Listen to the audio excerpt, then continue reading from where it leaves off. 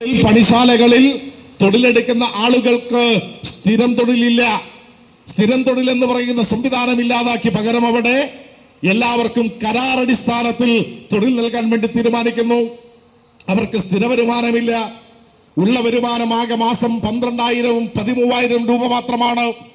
ആ 12,000 8 മണിക്കൂറല്ല തൊഴിലെടുക്കുന്നത്, പകരമോ 14 മണിക്കൂർ 13 മണിക്കൂർ കഴിഞ്ഞ് അധികമെടുക്കുന്ന തൊഴിൽ ഓവർ ടൈമായി നാളിതുവരെ പരിഗണിച്ചിരുന്നെങ്കിൽ ഓവർ ടൈമിൽ എടുക്കുന്ന തൊഴിലിന് നേരത്തെ കിട്ടുന്ന വേതനത്തിന്റെ ഇരട്ടിയാണ് ലഭ്യമായിരുന്നതെങ്കിൽ ഇന്ന് ഓവർ ടൈമിന് പ്രത്യേകമായ കൂലിയില്ല, വേതനമില്ല. പകരമോ കരാർ വ്യവസ്ഥയിൽ തീരുമാനിച്ചതുപോലെ മാസം 12,000 രൂപയ്ക്ക് 13 മണിക്കൂർ തൊഴിലെടുക്കണം. ഭക്ഷണം കഴിക്കാൻ ഉച്ചക്ക് 15 മിനിറ്റ് മാത്രം സമയം അനുവദിക്കുന്നു. ഈ 13 മണിക്കൂറിനിടയിൽ ബാത്റൂമിൽ വാഷ്റൂമിൽ പോകാൻ 2 തവണകളിൽ 5 മിനിറ്റ് വീതം മാത്രം അനുവദിക്കപ്പെടുന്നു. അല്ലാത്ത സമയങ്ങളിൽ പ്രാഥമിക ആവശ്യങ്ങൾ പോലും നിർവഹിക്കാനാവില്ല, വെള്ളം കുടിക്കാനാവില്ല, ഭക്ഷണം കഴിക്കാനാവില്ല, ഇരുന്ന് ജോലി ചെയ്യാനാവില്ല. പകരമോ ഈ 19-ാം നൂറ്റാണ്ടിൽ മെയ് ദിനം ചിക്കാഗോയിലെ സമരങ്ങൾക്ക് മുമ്പ് ഈ ലോകത്താകെ ഉണ്ടായിരുന്ന തൊഴിലാളികളുടെ സ്ഥിതിവിശേഷങ്ങളിലേക്ക്, അടിമ സമാനമായ ജീവിതത്തിലേക്ക് ഇന്ത്യൻ തൊഴിലാളികളെ തള്ളിവിടുകയാണ് രാജ്യം ഭരിക്കുന്ന യൂണിയൻ ഗവൺമെന്റ് നിർവഹിച്ചു കൊണ്ടിരിക്കുന്നത്.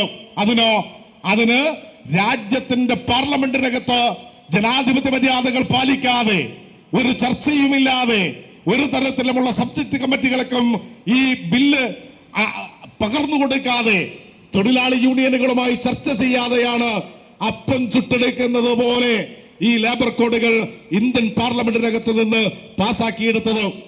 അതിന്റെ ചട്ടങ്ങൾ രൂപീകരിക്കാൻ വിവിധ സംസ്ഥാനങ്ങൾക്ക് ഉത്തരവിറക്കിയിരിക്കുന്നു. ആ ചട്ടങ്ങൾ നിർമ്മിക്കാൻ ഞങ്ങൾ ഒരുക്കമല്ല എന്ന് പ്രഖ്യാപിച്ച ഇന്ത്യ രാജ്യത്തെ ഏക സംസ്ഥാനത്തിന്റെ പേര് കേരളമാണ്. സഖാവ് പിണറായി ഭരിക്കുന്ന ഇടതുപക്ഷ ജനാധിപത്യ മുന്നണിയുടെ ഗവൺമെന്റ് ആണ് എന്നത് നാം മറന്നു പോകാൻ വേണ്ടി പാടില്ല. മറ്റെല്ലാ സംസ്ഥാനങ്ങളിലും ചട്ടങ്ങൾ രൂപീകരിക്കപ്പെടുകയാണ്. ഇതിന്റെ ഭാഗമായോ ലേബർ കോഡുകൾ ഇന്നലകളിൽ സ്വാതന്ത്ര്യത്തിന് മുമ്പും ശേഷവും രൂപീകരിക്കപ്പെട്ട 44 തൊഴിൽ നിയമങ്ങൾ തൊഴിലാളികളോട് പക്ഷപാതിത്വമുള്ളതായിരുന്നു എന്ന കാര്യത്തിൽ തർക്കമില്ല. അവരുടെ സേവന വേതന വ്യവസ്ഥകൾ, അവരുടെ ആരോഗ്യ മേഖല, ഇൻഷുറൻസ്, കുട്ടികളുടെ വിദ്യാഭ്യാസം, പാർപ്പിടം, വസ്ത്രം, ഭക്ഷണം ഉൾപ്പെടെ അവന്റെ ഗ്രാറ്റുവിറ്റിയും പ്രൊവിഡന്റ് ഫണ്ടും പെൻഷനും ഉൾപ്പെടെ തൊഴിലുറപ്പുവരുത്തിയിരുന്ന ആ നിയമങ്ങൾ കാറ്റിൽ പറത്തി തൊഴിലുടമയോട് പക്ഷപാതിത്വമുള്ള 4 ലേബർ കോഡുകൾ രൂപീകരിക്കപ്പെട്ടു. ഇതിന്റെ ഭാഗമായോ തൊഴിലാളിക്ക് സംഘടിക്കാനാവില്ല, തൊഴിലാളിക്ക് യൂണിയൻ ഉണ്ടാക്കാനാകില്ല, തൊഴിലാളിക്ക് സമരം ചെയ്യാനാകില്ല, അവന്റെ അവകാശങ്ങൾ ചോദ്യം ചെയ്യാനാവില്ല. അങ്ങനെ ചോദ്യം ചെയ്താൽ അവനെ യാതൊരുവിധ നോട്ടീസും ഇല്ലാതെ പിരിച്ചുവിടുവാനുള്ള അവകാശം തൊഴിലുടമയ്ക്ക് നൽകുക. ഇതിന്റെ ഭാഗമായി സംഭവിക്കാൻ പോകുന്നത് ഇന്നലകളിൽ വിലപേശാൻ ശേഷിയുണ്ടായിരുന്ന, സമരം ചെയ്യാൻ അവകാശമുണ്ടായിരുന്ന, സംഘടിച്ചതുപോലെ ഇരിക്കാൻ അവകാശമുണ്ടായിരുന്ന തൊഴിലാളിയെ തീർത്തും അക്ഷരാർത്ഥത്തിൽ അടിമകളാക്കുന്ന നയസമീപനമാണ് രാജ്യത്തെ കോർപ്പറേറ്റ് തമ്പുരാക്കന്മാരുടെ ഇഷ്ടത്തിനനുസൃതമായി യൂണിയൻ ഗവൺമെന്റ് നിർവഹിച്ചു കൊണ്ടിരിക്കുന്നത്. തുച്ഛമായ വേതനത്തിന് മിനിമം വേതനം പോലും ഉറപ്പുവരുത്താതെ, തുച്ഛമായ കൂലി കൊടുത്ത് മണിക്കൂറുകളോളം തൊഴിലെടുപ്പിക്കുന്ന അടിമകളാക്കി ഇന്ത്യ രാജ്യത്ത് തൊഴിലാളികളെ മാറ്റുന്നതിനെതിരായ ജാജ്വല്യമാനമാർന്ന പോരാട്ടമാണ് പ്രിയപ്പെട്ടവരെ ലോകത്താകെയും ഇന്ത്യയിലും ഉയർന്നുകൊണ്ടിരിക്കുന്നത്. ആ പോരാട്ടങ്ങളെ ശക്തിപ്പെടുത്തുന്നതിന് വേണ്ടിയുള്ള ദിനമായി ഇന്നത്തെ മെയ് ദിനത്തെ മാറ്റുന്നതിന് വേണ്ടിയാണ് നാം തീരുമാനിക്കപ്പെടുന്നത്. ലോകത്താകെ വലിയ വിമ്പ് പറയുന്ന ഇന്ത്യയിലെ ഗവൺമെന്റ്, RSS നിയന്ത്രിക്കുന്ന BJP ഭരിക്കുന്ന യൂണിയൻ ഗവൺമെന്റ്, നരേന്ദ്രമോദി പ്രധാനമന്ത്രിയായ ഇന്ത്യയിലെ ഗവൺമെന്റ് പ്രഖ്യാപിച്ചത് ഞങ്ങളിതാ മൊത്തം ആഭ്യന്തര ഉൽപാദനത്തിൽ കുതിച്ചുയരുകയാണ്. അതിന്റെ ഭാഗമായോ ജപ്പാനെ പിന്തള്ളി ലോക സാമ്പത്തിക രാഷ്ട്രങ്ങളുടെ പട്ടികയിൽ ഞങ്ങൾ 4ാമതെത്തിയിരിക്കുന്നു എന്ന വമ്പാണ് പറഞ്ഞത്. നല്ല കാര്യമാണ്. സമ്പത്ത് ഉൽപ്പാദിപ്പിക്കപ്പെടുന്നുണ്ട്. ആ സമ്പത്തിന്റെ ഉൽപാദനത്തിന്റെ സ്ഥിതിവിവര കണക്കുകൾക്ക് അനുസൃതമായി ലോക സമ്പദ് വ്യവസ്ഥയുടെ നെറുകയിലേക്ക് ഇന്ത്യ രാജ്യം കുതിച്ചുയരുന്നു എന്നാണ്.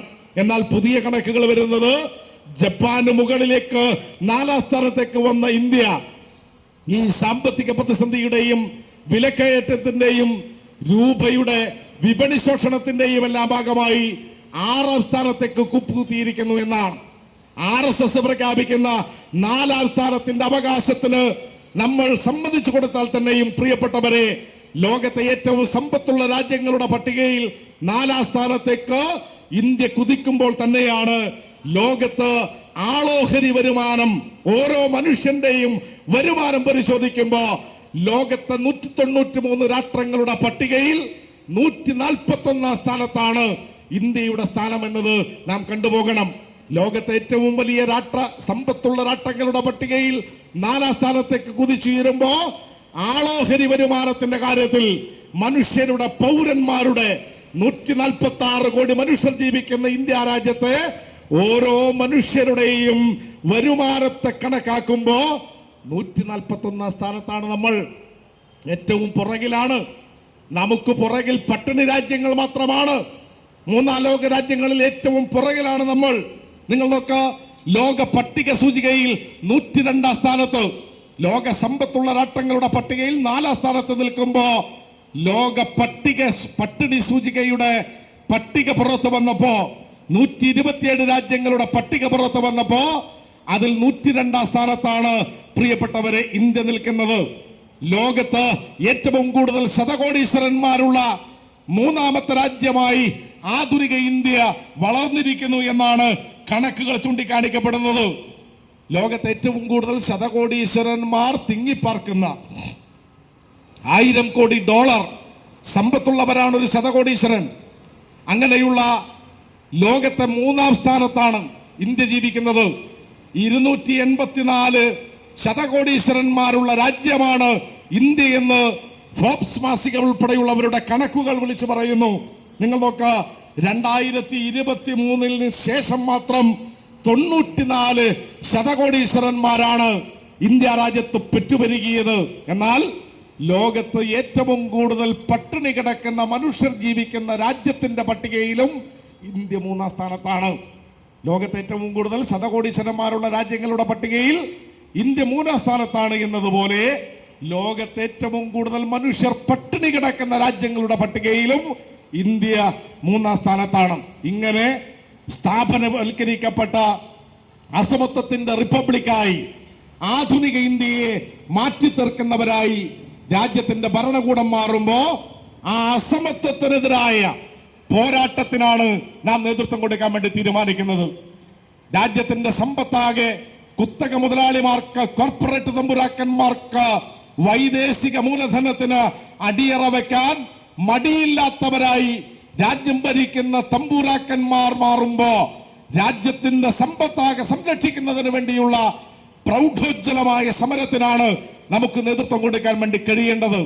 നിങ്ങൾ നോക്ക്, രാജ്യത്തിന്റെ പൊതുമേഖലാ സ്ഥാപനങ്ങൾ, ഭാരത് പെട്രോളിയം കോർപ്പറേഷൻ ലിമിറ്റഡും അതുപോലെ തന്നെ ദേശീയപാതയും കളിമൈതാനങ്ങളും റെയിൽവേയും ഇന്ത്യയുടെ വിമാനവും വിമാനത്താവളങ്ങളും അതുപോലെ തന്നെ മറ്റ് ഇതര LIC ഉൾപ്പെടെയുള്ള പൊതുമേഖലാ സ്ഥാപനങ്ങൾ, നവരത്ന കമ്പനികൾ, ചുള്ളുവിലക്ക് ചില്ലറ വിൽപ്പനക്ക് രാജ്യത്തിന്റെ സമ്പത്താകെ പൊതുമേഖലാ സ്ഥാപനങ്ങളാകെ സ്വകാര്യ കുത്തകകൾക്ക് തീരെഴുതുമ്പോ അരുതെന്ന് പറയുന്ന പ്രതിരോധത്തിനാണ് നമുക്ക് നേതൃത്വം കൊടുക്കാൻ വേണ്ടി കഴിയേണ്ടത്.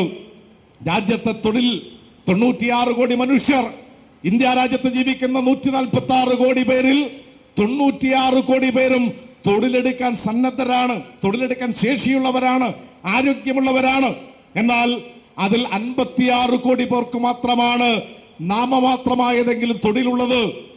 അതിൽ തന്നെ 5 കോടി പേർക്ക് മാത്രമാണ് സ്ഥിര വരുമാനമുള്ള തൊഴിൽ. അധ്യാപകർ, ജീവനക്കാർ, ഉദ്യോഗസ്ഥർ, ഇൻഷുറൻസ് മേഖലയിൽ തൊഴിലെടുക്കുന്നവർ, ബാങ്കിംഗ് തൊഴിലാളികൾ ഉൾപ്പെടെയുള്ള ആളുകൾ. മറ്റുള്ളവർ പ്രിയപ്പെട്ടവരെ കോടിക്കണക്കിന് വരുന്നവർ നിർമ്മാണ തൊഴിലാളികളാണ്. കോടാനുകോടി വരുന്നവർ മോട്ടോർ ഓടിക്കുന്ന ഡ്രൈവർമാരാണ്. കോടിക്കണക്കിന് വരുന്നവർ വഴിയോര കച്ചവടക്കാരാണ്, ഗിഗ് വർക്കേഴ്സാണ്. അതുപോലെ തന്നെ സ്കീം വർക്കേഴ്സിൽ പെടുന്ന അംഗനവാടി ജീവനക്കാർ, അതുപോലെ തന്നെ ആശാ വർക്കർമാർ, RD ഏജന്റുമാർ, പാചക തൊഴിലാളികൾ, ഇങ്ങനെയുള്ളവർ ലക്ഷക്കണക്കിന് വരുന്ന ആളുകൾ.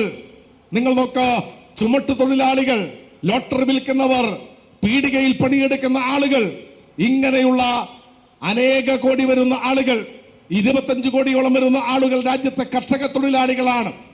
ഇവരുടെ വരുമാനം ഏതുവരെ ഉണ്ടാകും, എന്ത് സുരക്ഷിതത്വമാണ് ഇവരുടെ തൊഴിലിന് എന്നത് വ്യക്തതകൾക്ക് മിനിമം വേതനം ഉറപ്പുവരുത്താനും തൊഴിലെടുക്കുന്ന മനുഷ്യർക്ക് മാന്യമായി ജീവിക്കാനും അവരുടെ തൊഴിലവകാശങ്ങൾ സംരക്ഷിക്കപ്പെട്ട് കൂടുതൽ ഉന്നതമായ വേതന സേവന വ്യവസ്ഥകളോടെ മാന്യമായ സാമൂഹ്യ സുരക്ഷിതത്വത്തോടെ ജീവിക്കാൻ കഴിയുന്ന അന്തരീക്ഷത്തിന് വേണ്ടിയുള്ള പോരാട്ടമാണ് പ്രിയപ്പെട്ടവരെ ഈ മെയ് ദിനത്തിന്റെ ഓർമ്മകളിലൂടെ നാം മുന്നോട്ട് വെക്കുന്നത്. അതോടൊപ്പം രാജ്യത്തെ ഈ പ്രതിസന്ധികൾക്കെതിരായി, പ്രതിലോമ പ്രവണതകൾക്കെതിരായി ഉയർന്നു വരുന്ന തൊഴിലാളി വർഗ ഐക്യത്തിൽ അധിഷ്ഠിതമായ ചെറുത്തുനിൽപ്പുകളെ തകർക്കാൻ, രാജ്യത്ത് വർഗീയതയുടെ ഫാഷിസ്റ്റ് പ്രവണതകളോടെ കടന്നു വരുന്ന RSSനെ, അതുപോലെ തന്നെ RSS നിയന്ത്രിത BJP ഭരണകൂടത്തെ നിലക്കു നിർത്താൻ, രാജ്യത്തെ മുസൽമാനെ, ഹിന്ദുവിനെ, ക്രൈസ്തവനെ, പാഴ്സിയെ, ജൈനനെ, ബുദ്ധനെ അവരെ ഒരു മാലയിൽ കോർത്ത മുത്തുമണികളെ പോലെ സംരക്ഷിക്കുന്നതിന് വേണ്ടിയുള്ള പോരാട്ടങ്ങൾ അണിനിരക്കാൻ ദിനത്തിന്റെ ഓർമ്മകൾ നമുക്ക് കരുത്തു പകരണം. കൊണ്ട് പ്രിയപ്പെട്ടവരെ, ഞാൻ ദീർഘിപ്പിക്കുന്നില്ല. ഇന്നലകളിൽ തൊഴിലാളികൾ അവരൊടുക്കിയ അവരുടെ ചുടുനിണം ഈ കാലത്തെ തൊഴിലാളികളുടെ അവകാശങ്ങൾ ഉറപ്പുവരുത്തുന്നതിന് കൂടിയാണ്. അതുകൊണ്ട് അമേരിക്കയുടെ ചിക്കാഗോയിൽ നടന്ന മഹാ പണിമുടക്ക് സമരത്തിന്റെ ഭാഗമായി രക്തസാക്ഷിത്വം വരിച്ചവരുടെ ഓർമ്മകൾ ഈ കാലത്തെ തൊഴിൽ ചൂഷണത്തിനെതിരായ, ഭരണകൂട ഭീകരതയ്ക്കെതിരായ, തൊഴിലും കൂലിയും വരുമാനവും ജീവനും ജീവിതവും സംരക്ഷിക്കുന്നതിന് വേണ്ടിയുള്ള പോരാട്ടങ്ങളിൽ നമുക്ക് കരുത്തു പകരും. ആ കരുത്തോടെയുള്ള പോരാട്ടങ്ങൾ ഭാവി ഇന്ത്യ കാണാനിരിക്കുന്നതേയുള്ളൂ. ആ പോരാട്ടങ്ങളിൽ അണിനിരക്കാൻ ഈ പ്രദേശത്തെ മുഴുവൻ തൊഴിലാളികളും കക്ഷി രാഷ്ട്രീയത്തിനും മതജാതി ചിന്തകൾക്കും അതീതമായി കടന്നു വരണമെന്ന് മാത്രം അഭ്യർത്ഥിക്കാൻ ഈ മെയ് ദിനത്തിൽ ഓർമ്മിപ്പിച്ചുകൊണ്ട്, ഉപയോഗിച്ചുകൊണ്ട് പ്രിയപ്പെട്ട തൊഴിലാളി സുഹൃത്തുക്കളെ CITUവിന്റെ മലപ്പുറം ജില്ലാ കമ്മിറ്റിക്ക് വേണ്ടി ഊഷ്മളമായി അഭിവാദ്യം ചെയ്തുകൊണ്ട് ഈ റാലി ഔപചാരികമായി തുടക്കം കുറിച്ചതായി അറിയിച്ചുകൊണ്ട് ഞാൻ എന്റെ വാക്കുകൾ അവസാനിപ്പിക്കുന്നു. അഭിവാദ്യങ്ങൾ. ലാൽ സലാം.